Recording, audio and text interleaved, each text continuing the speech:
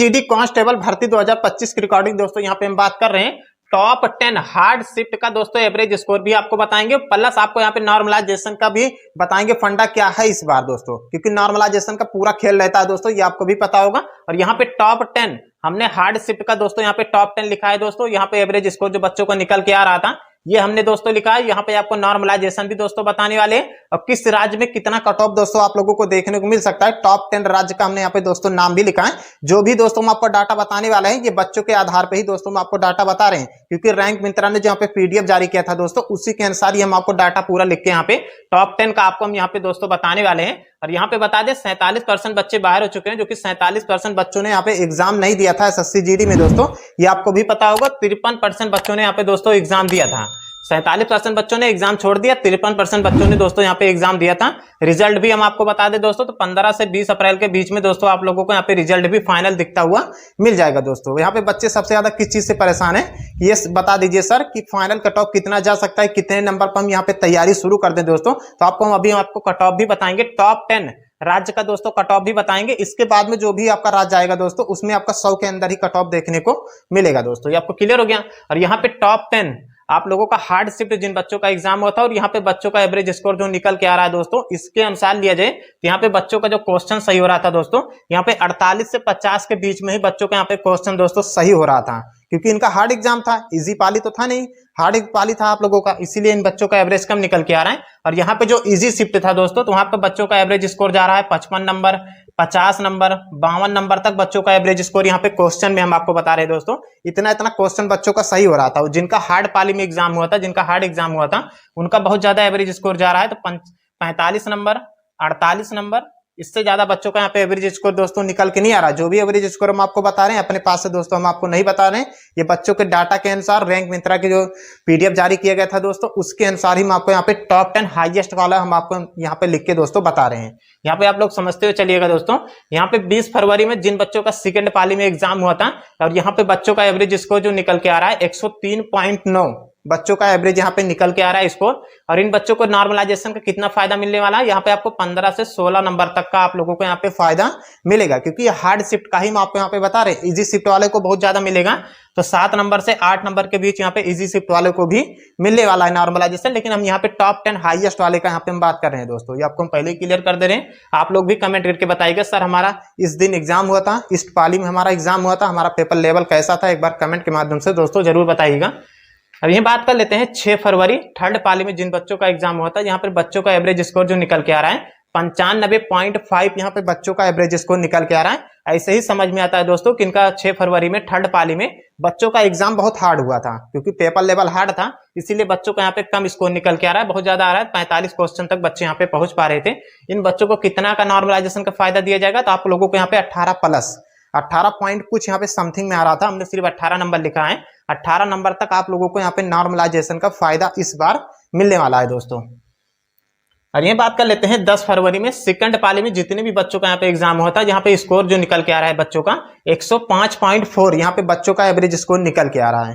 और यहाँ पे नॉर्मलाइजेशन की बात कर लेते हैं कितना फायदा मिल सकता है इन बच्चों को, तो इन बच्चों को यहाँ पे 12 नंबर तक का आप लोगों को यहाँ पे फायदा मिलने वाला है।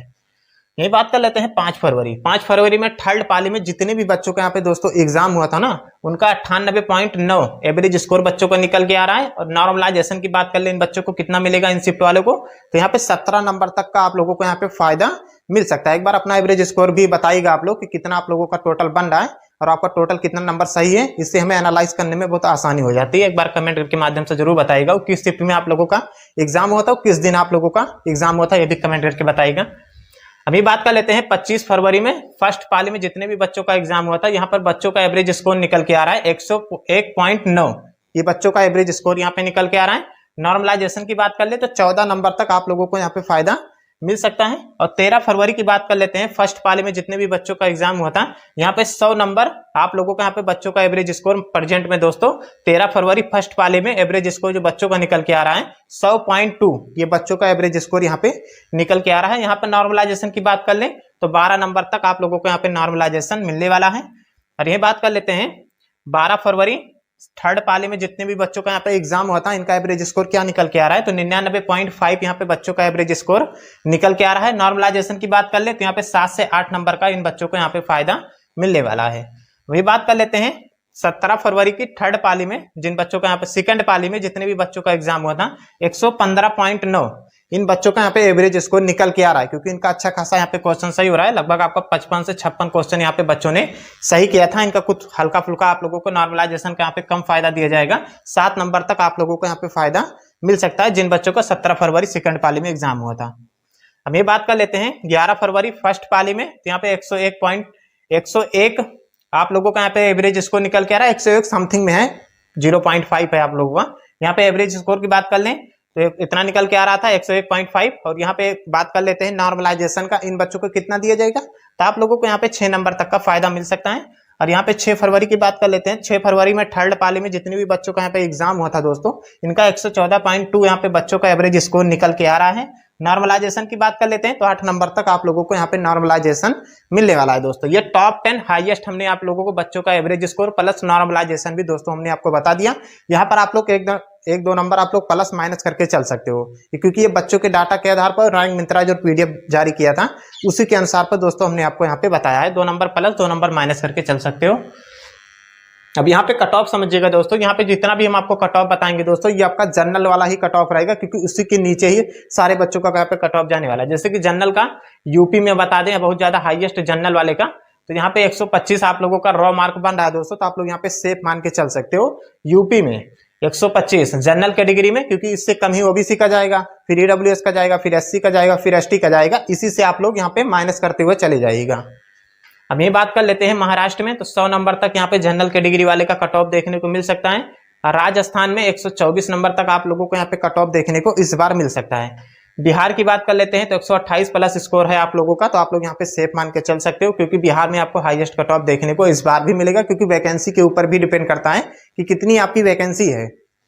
और ये बात कर लेते हैं हरियाणा में तो 126 नंबर, और झारखंड में 115, पंजाब में बात कर लेते हैं तो 102, एमपी में बात कर लेते हैं 125, दिल्ली में बात कर लेते हैं तो 128, और यहाँ पे लास्ट वाला अब आपको बता दें उत्तराखंड तो 125। ये आप लोगों का सेफ स्कोर है दोस्तों, जनरल कैटेगरी का है। अब इसी से आप लोग 2 नंबर माइनस 2 नंबर प्लस करके ही चल सकते हो, क्योंकि जनरल कैटेगरी वाले का ही सबसे हाईएस्ट कट ऑफ जाता है। उसके बाद ओबीसी का उससे कम, जनरल वाले से कम, फिर जनरल वाले से कम के बाद में ओबीसी आते हैं, ओबीसी के बाद में आप लोगों का ईडब्ल्यूएस आता है, फिर एससी आता है, फिर एसटी आता है। उसी के अंतर्गत ही आप लोगों को यहाँ पे कट ऑफ देखने को मिलेगा। जनरल वाले से हाईएस्ट कम करके आप लोग जा सकते हो दोस्तों। ये आपको क्लियर होगा दोस्तों। ये टॉप 10 हार्ड शिफ्ट का भी दोस्तों हमने आपको नॉर्मलाइजेशन प्लस बच्चों का एवरेज स्कोर एग्जाम डेट लेके ऑलरेडी हमने आपको यहाँ पे समझा दिया दोस्तों। रिजल्ट भी आपको 10 से 15 के बीच में ही दोस्तों आपको रिजल्ट भी यहाँ पे देखने को मिल सकता है दोस्तों। कोई डाउट हो कमेंट के माध्यम से भी पूछ सकते हो, हम आपको रिप्लाई दे देंगे। चैनल से नए जुड़े होंगे सब्सक्राइब जरूर करिए।